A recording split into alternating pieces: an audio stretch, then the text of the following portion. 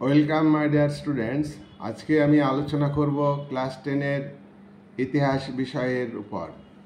Class 10-এর ইতিহাসের তৃতীয় চ্যাপ্টারে আমি কয়েকটি ভিডিও এর আগে করেছি। আজকের ভিডিওতে আলোচনা হবে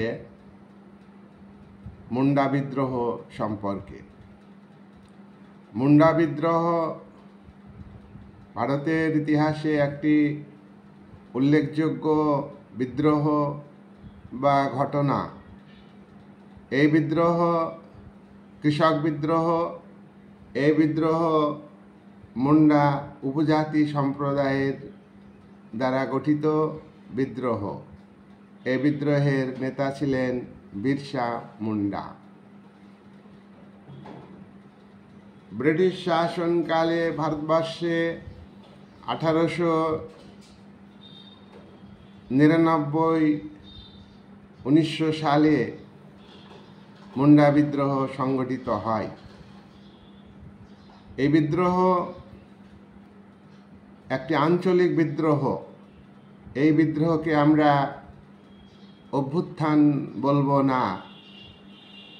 বিদ্রোহীরা ক্ষমতায় আসতে পারেনি, এই বিদ্রোহে ব্যর্থ হয়েছে। বিদ্রোহীরা ব্রিটিশ সাম্রাজ্যবাদী শক্তিকে উচ্ছেদ করতে পারেনি। এই বিদ্রোহ ফরাসি বিপ্লবের মতো ভারতবর্ষের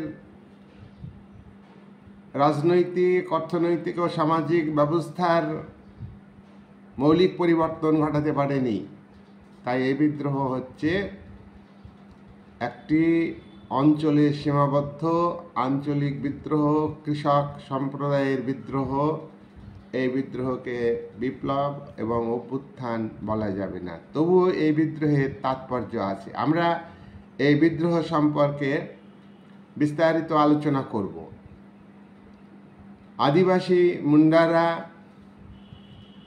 ভারতবর্ষের ছোটনাগপুর অঞ্চলে, মধ্যপ্রদেশের কিছু অংশে, উড়িষ্যার কিছু অংশে এবং বাংলার কিছু অংশে বসবাস করত। মুন্ডারা বিরসা মুন্ডার নেতৃত্বে ব্রিটিশ সরকারের বিরুদ্ধে, মহাজন জমিদার ঠিকাদারদের বিরুদ্ধে যে প্রতিবাদ করে, যে বিদ্রোহ সংগঠিত করে, তাকে বলে মুন্ডা বিদ্রোহ। মুন্ডা বিদ্রোহকে আমরা উলঘুলান বলতে পারি। উলঘুলানের অর্থ হলো বিশৃঙ্খলা, চরম উত্তেজনা, সশস্ত্র লড়াই। তাই এটাকে আমরা উলঘুলান বলছি। মুন্ডা বিদ্রোহের মূলে ছিল খুদ প্রথা। খুদ প্রথা কি? চাষবাস করার প্রথা। চাষবাস জমির উপর ব্যক্তিগত মালিকানাতে হয়, ব্যক্তি মালিকানাতে হয়, আবার যৌথ মালিকানাতেও চাষবাস হয়। এখানে খুদ প্রথা হলো যৌথ মালিকানা। মুন্ডারা যৌথ মালিকানাতে চাষবাস করত। এই যৌথ মালিকানাকে ব্রিটিশ সরকার উচ্ছেদ করে। আমরা এই বিদ্রোহের নেতা বিরসা মুন্ডা সম্পর্কে দু চার কথা জানব। বিরসা মুন্ডা 1874 সালে, মতান্তরে 1875 সালে জন্মগ্রহণ করেন এক ভাগ চাষী পরিবারে, গরিব পরিবারে জন্মগ্রহণ করেন। তিনি গ্রামেরই এক প্রাথমিক বিদ্যালয়ে প্রাথমিক শিক্ষা গ্রহণ করেন। তারপর আপার প্রাইমারি স্কুলে ভর্তি হন। চাইবাসের জার্মান মিশনারি স্কুল, খ্রিস্টানদের স্কুলে তিনি ভর্তি হন, সেখানে পড়াশোনা করেন।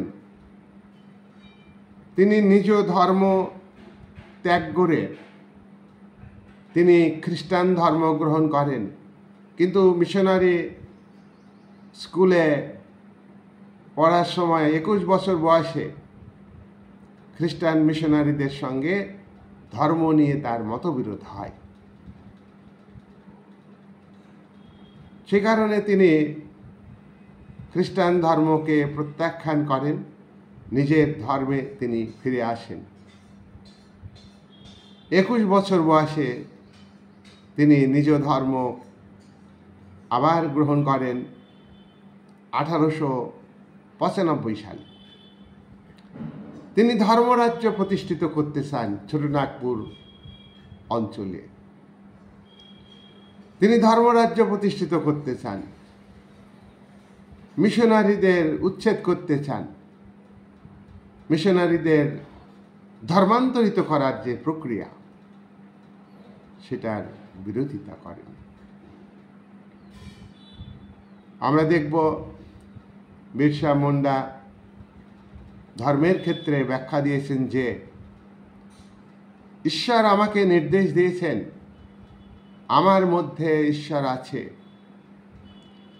আমি ঈশ্বরের পাঠানো দূত, তোমরা আমাকে বিশ্বাস করো, আমাকে ধর্ম অবতার মনে করো। তিনি ধর্মের ক্ষেত্রে বলেন আত্মশক্তি বৃদ্ধি করতে হবে, আত্মশক্তির বিকাশ ঘটাতে হবে, আর আন্দোলন সংগঠিত করতে হবে, মানুষকে ভালোবাসতে হবে। এই যে পৃথিবী ধরণী, এই ধরণী হচ্ছে মূল শক্তির আধার। ঐশী শক্তিকে তিনি গুরুত্ব দিয়েছেন, আর ঐশী শক্তি বা ভগবানের যে শক্তি, ঈশ্বরের যে শক্তি, সেই শক্তিতে তিনি বলীয়ান বলে মনে করেন। তিনি সূর্য দেবতাকে গড মনে করেন, সূর্য দেবতাকে গড মনে করেন। বিরসা মুন্ডা উপজাতি সম্প্রদায়ের মধ্যে ব্যাপকভাবে জনপ্রিয়তা অর্জন করেন, তাদের কাছে খুব প্রিয় হয়ে ওঠেন। মুন্ডারা তাকে ভগবান বলে মনে করেন। ধর্মের মূল কথা আমি বলেছি, আত্মশক্তি বৃদ্ধি করা, ভালোবাসা আর সমবেতভাবে প্রার্থনা করতে হবে গডের জন্য। যাই হোক, বিরসা মুন্ডা সম্পর্কে তোমরা জানলে কিছুটা। এবারে তোমরা জানবে এই যে বিরসা মুন্ডার নেতৃত্বে যে বিদ্রোহ, যে বিদ্রোহ ইতিহাসে মুন্ডা বিদ্রোহ নামে পরিচিত। ব্রিটিশ সরকার স্থানীয় মহাজন, জমিদার, যারা বাইরে থেকে এসেছে, ঠিকাদার, তাদের বিরুদ্ধে মুন্ডারা বিরসার নেতৃত্বে যে বিদ্রোহ সংগঠিত করেছে তাকেই বলে মুন্ডা বিদ্রোহ। মুন্ডা বিদ্রোহে আমরা দেখব যে বহিরাগত জমিদাররা কিন্তু ওই ছোটনাগপুর অঞ্চলের বাসিন্দা না, ওরা বাইরে থেকে গিয়েছে। মহাজনরা ছোটনাগপুর, মধ্যপ্রদেশ, উড়িষ্যার, বাংলার কিছু অংশে যে মুন্ডা সম্প্রদায়ের মানুষ বসবাস করেছে, জঙ্গল কেটে তারা জমি চাষযোগ্য করেছে, কঠোর পরিশ্রমী। তারা যৌথ প্রথায় চাষ করত। বাইরের জমিদার, মহাজনরা ব্যবসার নামে তাদেরকে ঠকিয়েছে ব্যবসা করতে গিয়ে। মহাজনরা তাদের সুদে টাকা দিয়ে ঋণের জালে আবদ্ধ করেছে। একবার ঋণ নিলে মুন্ডা সম্প্রদায়ের কৃষকরা আর ঋণ পরিশোধ করতে পারেনি। তাহলে আমরা দেখছি যে বহিরাগত জমিদার, যোদ্ধার অত্যাচারী, তারা শোষক, তারা নিপীড়নকারী, অতিরিক্ত রাজস্ব তাদের উপরে চাপিয়ে দিয়েছে। তাই তার বিরুদ্ধে মুন্ডারা প্রতিবাদ করেছে এবং সেখানে একটা ধর্মরাজ্য প্রতিষ্ঠিত করতে চায়। নাম্বার টু আমরা উল্লেখ করব ব্রিটিশ প্রশাসন। ব্রিটিশ সরকারের যে প্রশাসন, আমলা, সরকারের কর্মচারী, ব্রিটিশ প্রশাসন, ব্রিটিশ বিচার ব্যবস্থা, সরকারের দ্বারা নিযুক্ত বিচারপতিরা বিচার করে।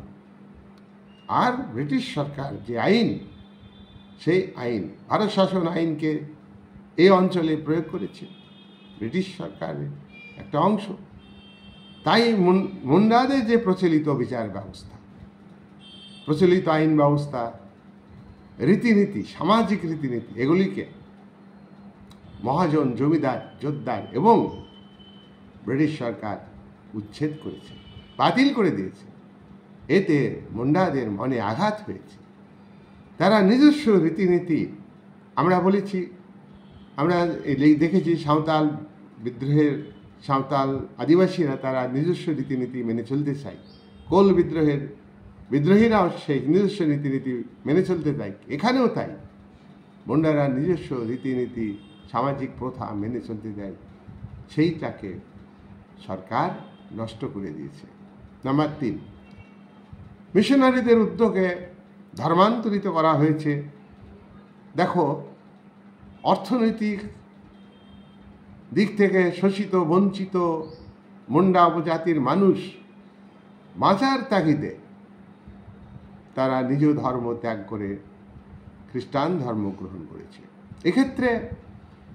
এক্ষেত্রে তাদের মধ্যে মিশনারিদের সঙ্গে মেলামেশার ফলে চেতনা বৃদ্ধি পেয়েছে।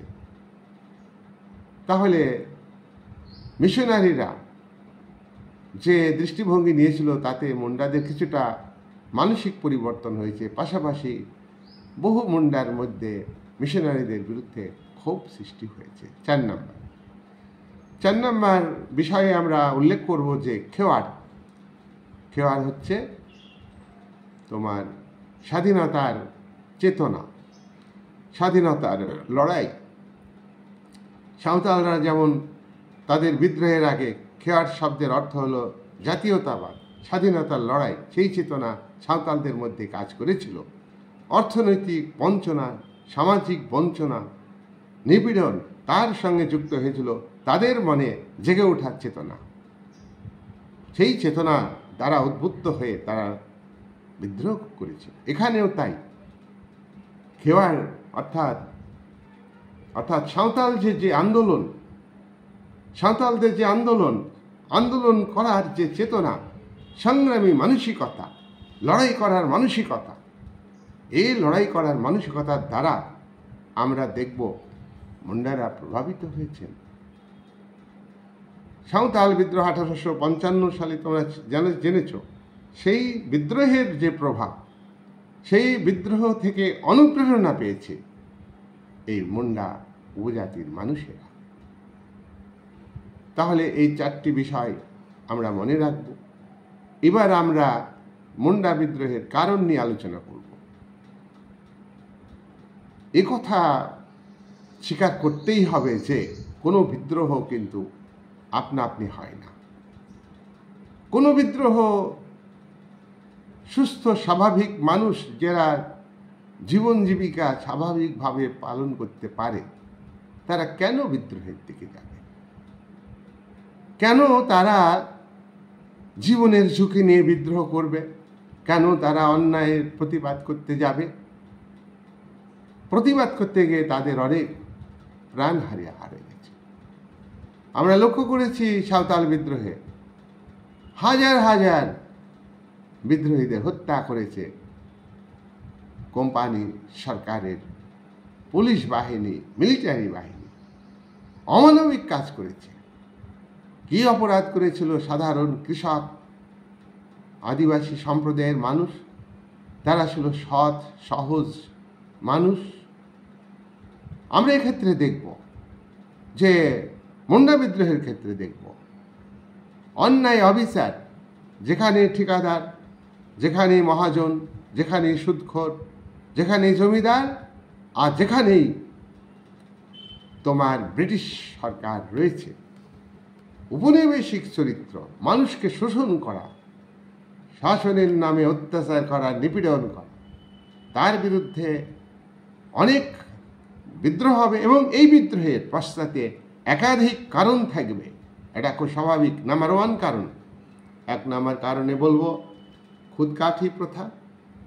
চাষবাসের ক্ষেত্রে মুন্ডারা কি প্রথা মেনে চাষ করত? ব্যক্তি মালিকানায় তারা চাষ করত না, যৌথ মালিকানা, অনেকজন একসাথে হয়ে অনেক জমি একে অপরকে লেবার দিত, পরিশ্রম করত। এইভাবে একটা যৌথ মালিকানাতে অনেকজন মিলে জমির মালিকানা ভোগ করে তারা জমি চাষ করত। এই যৌথ মালিকানাকে ব্রিটিশ সরকার উচ্ছেদ করেছে। তাহলে মুন্ডাদের স্বার্থে বড় আঘাত, একটা প্রথাকে ভেঙে দিয়েছে, যার ফলে তাদের অর্থনৈতিক ক্ষেত্রে সমস্যার সৃষ্টি হয়েছে, চাষবাসের ক্ষেত্রে সমস্যার সৃষ্টি হয়েছে। তাদের মনে হয়েছে যে আমাদের এমন একটা প্রথার ভিত্তিতে আমরা সহজে জীবনযাপন করছিলাম, কিন্তু এটা আমাদের ভেঙে দিয়েছে, তাই প্রতিবাদ করতে হবে। নাম্বার 2, ছোটনাগপুর অঞ্চলে ঠিকাদার প্রবেশ করেছে, মহাজন প্রবেশ করেছে, জমিদার প্রবেশ করেছে। তারা বাইরে থেকে গিয়েছে, তারা শোষণ করতে গিয়েছে। মহাজনরা ঋণ দিয়েছে, বেশি সুদ নিয়েছে, ঋণের টাকা পরিশোধ করলে খাতায় জমা করতো না। মহাজনরা যখন মুন্ডাদের জমির ফসল কিনত তখন তাদের ঠকাতো, ন্যায্য দাম দিত না। আবার মুন্ডা সম্প্রদায়ের মানুষের মধ্যে যখন মহাজনরা জিনিস বিক্রি করত তখন কিন্তু ব্যবসায়ীরা বিক্রি করত, তখন ঠকাতো, তাদের কাছ থেকে বেশি দাম নিত জিনিসের। এইভাবে তাদের জমিদাররা জমিতে তোমার রাজস্ব বৃদ্ধি করেছে, রাজস্ব এমন পরিমাণ বৃদ্ধি করেছে যে রাজস্ব দিতে পারেনি। তখন জমিদারদের কর্মচারীরা অত্যাচার করেছে। ব্রিটিশ সরকারের পুলিশ বাহিনী মুন্ডাদের উপর অত্যাচার করেছে, তারা সুবিচার দেয়নি। মহাজনদের অত্যাচারে তারা নীরব দর্শকের ভূমিকা পালন করেছে। সরকার কোনো স্টেপ নেয়নি মহাজন, জমিদার, ইজারাদার, সুদখোর এদের বিরুদ্ধে কোনো ব্যবস্থা নেয়নি। তার ফলে মুন্ডারা বিক্ষুব্ধ হয়েছে, তাদের মনের মধ্যে ক্ষোভ সৃষ্টি হয়েছে। অর্থনৈতিক শোষণ, দৈহিক নির্যাতন, মানসিক অত্যাচার সবসময় তাদেরকে দমিয়ে রাখত সরকার। 3 নম্বর কারণ হচ্ছে চিরাচরিত অর্থাৎ প্রচলিত যে এই এলাকায় বিচার ব্যবস্থা ছিল সেটাকে বাতিল করে দিয়েছে ব্রিটিশ সরকার। এই এলাকায় যে আইন, নিজস্ব আইন, মুন্ডাদের আইন ছিল, সেই আইন মেনে তারা চলতো, শান্তি শৃঙ্খলা বজায় ছিল, সেই আইনটাকে তারা বাতিল করে দিয়েছে। ব্রিটিশ সরকার আইন বাতিল করে দিয়েছে, নতুন নতুন নিয়ম চালু করেছে। সেই নিয়মগুলো প্রয়োগ করেছে মহাজন, জমিদার, জোতদারেরা এবং ব্রিটিশের কর্মচারীরা, আমলারা। বিচারের ক্ষেত্রে, শাসনের ক্ষেত্রে, আইনের ক্ষেত্রে, সব কিছু ক্ষেত্রে প্রচলিত তাদের যে দীর্ঘদিন ধরে চলে আসা নিয়ম, আইন, ধর্মীয় আচার আচরণ সব কিছুকে ভেঙে দিয়েছে। এটা একটা আঘাত করেছে, তার ফলে তারা বিক্ষুব্ধ হয়েছে। 4 নম্বর কারণ হচ্ছে করের বোঝা মারাত্মক। জমিদাররা কর চাপাতো, জোর করে কর আদায় করত। করের পরিমাণ বেশি হওয়ার জন্য কৃষকরা মহাজনদের কাছে ধার নিয়ে সেই করের টাকা মেটানোর চেষ্টা করত। কর আগে ছিল তোমার ফসলের বিনিময়ে কর দেওয়া, রাজস্ব দেওয়া। সেই জায়গায় দাঁড়িয়ে এখানে অর্থের বিনিময়ে রাজস্ব দিতে হবে, আর অর্থের বিনিময়ে রাজস্ব দেওয়ার জন্য জমিদারদের চাপে, কর্মচারীদের অত্যাচারে তারা মহাজনের কাছে ঋণ নিয়েছে। সেই সুযোগে মহাজনরা তাদেরকে আবার বেশি হারে বেশি সুদে টাকা ধার দিয়েছে। টাকা পরিশোধ করলে তারা হিসাবে গরমিল করত। নিরক্ষর কৃষক সম্প্রদায়ের মানুষ বুঝতে পারত না। এইভাবে দেখা যাচ্ছে যে করের বোঝা থেকে মহাজনরা সুযোগ পাচ্ছে, জমিদাররা মহাজনরা সুযোগ পাচ্ছে, ব্যবসায়ীরা সুযোগ পাচ্ছে, ঠিকাদাররা সুযোগ পাচ্ছে, তাদের দারিদ্রতার সুযোগটা সবাই নিচ্ছে। এরা সবাই শোষক, জমিদার, ঠিকাদার, ব্যবসায়ী, সরকারের কর্মচারী, এরা প্রত্যেকেই শোষক ছিল। 5 নম্বর কারণ। 5 নম্বর কারণ হচ্ছে সরকারি যেসব কাজ হতো সেই সমস্ত কাজে, উন্নয়নমূলক যে কাজ হতো সেখানে ন্যায্য মজুরি মুন্ডা কৃষকদের দিত না, তাদের অল্প মজুরি দিত। আবার অনেক সময় কাজ করিয়ে নিয়ে তাদেরকে মজুরি দেওয়া হতো না, বেগার খাটিয়ে নেওয়া হতো। এইভাবে আর তারা অর্থ চাইতে গেলে তাদের উপর দৈহিক নির্যাতন, অত্যাচার করত। তাহলে আমরা দেখছি যে চা বাগানে, ওই এলাকার চা বাগানে যে চা কর্মচারীরা, চা শ্রমিকরা, তারা কাজ করত, তারা মজুরি পেত না। যারা কুলিগিরি করত তারা ন্যায্য মজুরি পেত না, তারা অত্যাচারের শিকার হতো। 6 নাম্বার হচ্ছে মহাজন, মদের দোকান খুলেছিল মহাজনরা, বড় বড় ব্যবসায়ীরা সেখানে মদের দোকান খুলেছিল। মদের দোকান খুলে তাদের মধ্যে, অর্থাৎ আদিবাসী মুন্ডা সম্প্রদায়ের মধ্যে মদের প্রতি আসক্তি, মদের প্রতি ভালোবাসা সৃষ্টি করেছে, যাতে তারা মদ বেশি পান করে। এতে তাদের মেরুদণ্ডকে ভেঙে দিতে চাইছিল। যে ব্রিটিশ সরকারের যে অন্যায় অবিচার, মহাজনদের শোষণের যে অবিচার, অত্যাচার করবার যে চিত্র, সেটা তারা বুঝতে পারবে না। তারা মদে নেশায় আসক্তি হবে। এইভাবে তারা মদের দোকান খুলে মদ বিক্রি করে অতিরিক্ত অর্থ, অতিরিক্ত লাভ তারা করতে চেয়েছিল। কিন্তু সেটা সব মানুষ গ্রহণ করেনি। সেখানে সচেতন মানুষ যারা, তারা এটাকে প্রতিবাদ করেছে। মুন্ডা সম্প্রদায়কে বিরসা মুন্ডা সংগঠিত করেছে যে এইভাবে এরা আমাদেরকে ঠকাতে চাইছে, তাই মদের দোকানকে নিষিদ্ধ করতে হবে, মদের দোকান খুললে হবে না, বন্ধ করতে হবে। তাহলে মহাজন মদের দোকান খোলার যে পরিকল্পনা, তাদের চক্রান্ত, তাদের উদ্দেশ্য খারাপ ছিল, এটা বুঝতে পেরেছিল মুন্ডা সম্প্রদায়ের মানুষ। 7 নম্বর কারণ হচ্ছে লুথারান এবং তোমার অ্যাংলিকান মিশনারি, এক কথায় মিশনারিরা, এরা মানুষকে অর্থনৈতিক সংকটের পরিস্থিতিতে তারা মানুষকে ধোঁকা দিয়ে ধর্মান্তরিত করেছে যে তোমাদের ধর্ম ঠিক না, তোমাদের ধর্মের কারণে তোমরা এত দুঃখ পাচ্ছ, এত কষ্ট পাচ্ছ, এত আর্থিক শোষণে বঞ্চনায় বঞ্চিত তোমরা, তাই আমাদের ধর্ম পালন করো, তোমরা এই শোষণ বঞ্চনার হাত থেকে বাঁচবে। খ্রিস্টান মিশনারিদের দ্বারা অনুপ্রাণিত হয়ে অনেকে তোমার খ্রিস্টান ধর্ম গ্রহণ করেছে। আমরা লক্ষ্য করেছি বিরসা মুন্ডা তিনিও খ্রিস্টান ধর্ম গ্রহণ করে আবার ফিরে এসেছেন নিজের ধর্মে। যাই হোক, এই সমস্ত কারণ, আমরা 7টা কারণ বললাম।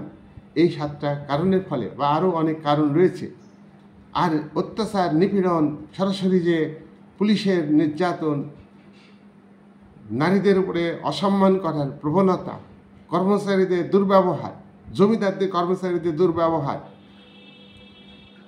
ইংরেজ সরকারের আমলাদের দুর্ব্যবহার, তাদের যে উগ্র মানসিকতা, এবং এই আদিবাসী সম্প্রদায়ের মানুষকে তারা মর্যাদা দিত না, উপজাতি সম্প্রদায়ের মানুষকে মানুষ বলে গণ্য করত না, যার ফলে এই বিদ্রোহ শুরু হয়েছিল। এবার আমরা দেখব যে বিরসা মুন্ডার নেতৃত্বে আমরা দেখব যে বিদ্রোহ শুরু হলো। বিদ্রোহ আমরা আগেই বলেছি যে গ্রাম এলাকায় শুরু হয়েছে। বিরসা মুন্ডা গ্রামে গ্রামে গিয়ে আন্দোলন সংগঠিত করেছে। আন্দোলন করতে গেলে পুলিশ বাহিনীর সঙ্গে, সেনাবাহিনীর সঙ্গে লড়াই করতে হবে। এই লড়াই হচ্ছে সশস্ত্র। এই লড়াই, এই প্রতিরোধ শান্তিপূর্ণভাবে হতে পারে না। তাই 6,000 বিরসা মুন্ডা সেনাবাহিনী তৈরি করেছেন। গয়া মুন্ডা হলো এই সেনাবাহিনীর নায়ক। বিরসা মুন্ডা গয়া মুন্ডাকে, এই 6,000 মুন্ডাদের নিয়ে যে সেনাবাহিনী তৈরি করেছে, এটা সশস্ত্র বাহিনী তৈরি করেছে। এই বাহিনীর নাই হলো গয়া মুন্ডা। আরেকটা কথা, এই বিদ্রোহ যে সমস্ত এলাকায় ছড়িয়ে পড়েছিল তার মধ্যে একটা মেন কেন্দ্র হলো খুঁটি। খুঁটি মানে কিন্তু কি পিলার না, খুঁটি মানে এটা একটা গ্রামের নাম, একটা জায়গার নাম খুঁটি। খুঁটিতে মেন এই আন্দোলনটা শুরু হয়। তারপর আন্দোলন বিভিন্ন জায়গায় ছড়িয়ে পড়ে। রাঁচি জেলাতে মুন্ডা বিদ্রোহ ছড়িয়ে পড়েছে। চক্রধরপুর অঞ্চলে বিদ্রোহ ছড়িয়ে পড়েছে। বুন্দু অঞ্চলে বিদ্রোহ শুরু হয়েছে, ছড়িয়ে পড়েছে। তামার অঞ্চলে, তোরপা অঞ্চলে, কারা অঞ্চলে, বাসিয়া অঞ্চলে এই বিদ্রোহ ছড়িয়ে পড়েছে। তাহলে আমরা বিদ্রোহের কেন্দ্রগুলির নাম আমরা মনে রাখার চেষ্টা করব। 1800 এবং যখন বিদ্রোহ করবার একটা প্রস্তুতি সমাপ্ত হয়েছে, প্রস্তুতি রেডি আর কি, 6000 সশস্ত্র বাহিনী তৈরি হয়েছে, তার সেনানায়ক ঠিক হয়ে গেছে এবং বিভিন্ন জায়গাতে এই আন্দোলনের পরিকল্পনা তৈরি হয়ে গেছে। তখন দিন ধার্য হয়েছে 1899 সালে 24শে ডিসেম্বর।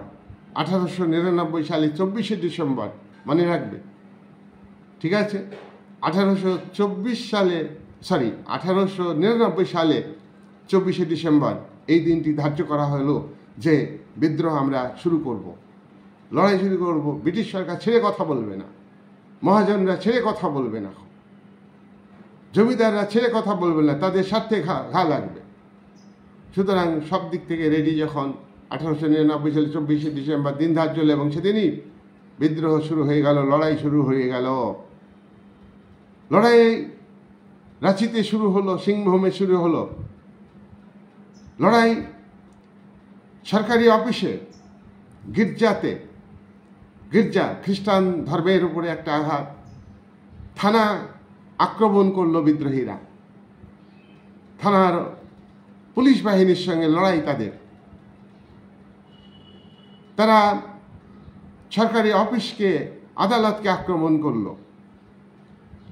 শত মুন্ডা, এই যে সংঘর্ষ পুলিশ বাহিনীর সঙ্গে, পুলিশ বাহিনী অনেক বেশি, পুলিশ বাহিনী অনেক দক্ষ, তারা রণকৌশলী, তাদের অস্ত্র বেশি। আর বিদ্রোহীরা তীর, ধনুক, বল্লম, লাঠি, হাসুয়া এই সমস্ত তাদের অস্ত্র। এই অস্ত্র দিয়ে তোমার আগ্নেয়াস্ত্রের কাছে লড়াই করাটা খুব কঠিন। তাই আমরা দেখব যে শত বিদ্রোহী, মুন্ডা বিদ্রোহী তারা মারা গিয়েছে। আক্রমণ চলে, বিরাট আক্রমণ চলে, মারমুখী আন্দোলন, মারমুখী বিরোধ, মারমুখী বিদ্রোহ। 1900 সালে আমরা দেখলাম তোমার শৈল রাকার এলাকাতে ব্রিটিশ বাহিনীর সঙ্গে লড়াই হলো। শৈল রাকার পাহাড় অঞ্চল, এখানে লড়াই হলো। এই লড়াইয়ে বিদ্রোহীরা পরাজিত হলো। এই লড়াইয়ে কিন্তু বিদ্রোহীরা পরাজিত হলো। বিদ্রোহীরা যখন পরাজিত হলো, অনেক বিদ্রোহীকে হত্যা করা হয়েছে। ব্রিটিশ পুলিশ বাহিনী, মিলিটারি বাহিনী হত্যা করেছে। অনেক মানুষকে তারা বন্দী করেছে, অনেক বিদ্রোহীকে বন্দী করেছে এবং জেলখানায় আটক করে রেখেছে, আর অনেককে ফাঁসি দিয়েছে। বিরসা মুন্ডাকে জেলখানায় আটক করেছিল।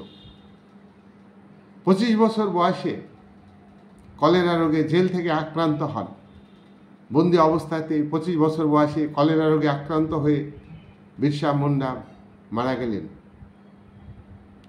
তাহলে আমরা দেখছি এই যে একটা অঞ্চলে, ভারতবর্ষের একটা নির্দিষ্ট অঞ্চলে আদিবাসী মুন্ডা সম্প্রদায়ের মানুষ, ছোটনাগপুর অঞ্চলে, মধ্যপ্রদেশের কিছুটা অংশে, উড়িষ্যার কিছু অংশে, বাংলার কিছু অংশে এই যে বিদ্রোহ, মুন্ডা বিদ্রোহ, এটা কিন্তু সাময়িকভাবে ব্রিটিশ শক্তির উপর আঘাত হেনেছে, কিন্তু এই বিদ্রোহীদের শক্তিকে দমিয়ে দিয়েছে সাম্রাজ্যবাদী প্রবল শক্তিশালী ব্রিটিশ শক্তি তারা এই বিদ্রোহকে দমিয়ে ফেলেছে। বিদ্রোহ ব্যর্থ হলো, কিন্তু বিদ্রোহের ফলাফল যদি আমরা উল্লেখ করি তাহলে আমরা দেখব যে ব্যর্থ হয়নি, একদম ব্যর্থ হয়নি। সরাসরি আমরা দেখতে পাচ্ছি যে বিদ্রোহীরা পরাজিত হলো, ফাঁসি হলো, বন্দী হলো, নেতা জেলে বন্দী অবস্থায় মারা গেলেন ঠিকই, কিন্তু এই বিদ্রোহের প্রভাব সুদূর প্রসারী।